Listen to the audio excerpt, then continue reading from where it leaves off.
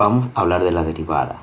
La derivada de una función f se denota por f' y se define por f' de x, que es igual al límite cuando h tiende a 0 de f de x más h menos f de x sobre el valor de h. El proceso de encontrar la derivada se llama diferenciación. F' de x es el cociente diferencial cuando f de x es el límite de un cociente de la diferencia cuando h tiende a 0. Reglas de diferenciación. Derivada de una constante. La derivada de una constante es igual a 0. La derivada de una potencia. Si f de x es igual a x elevado a la n, entonces la derivada de x es igual a n multiplicado por x n a la menos 1. Derivada de una suma o diferencia.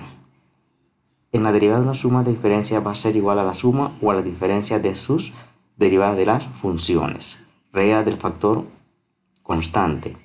Al derivar una función x por una constante es igual a la constante por la derivada de la función x. Regla del producto.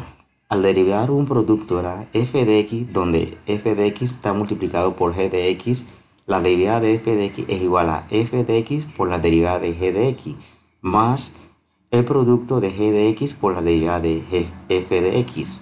Regla del cociente. Al derivar f de x, que es igual a f de x sobre g de x, la derivada con respecto a x se da de la siguiente manera: g de x por la derivada de f de x menos g de x, derivada de g de x por f de x sobre g de x elevado al cuadrado. Regla de la cadena. Si f de x es igual a f de u, entonces la derivada de f de x es igual a f de u por la derivada de u con respecto a x, con u es igual a f de x. Regla de la potencia. F de x es igual a f de u a la n. Entonces la derivada de f de x es igual a n por la función u elevado a la n menos 1 por la derivada de u con respecto al valor de x.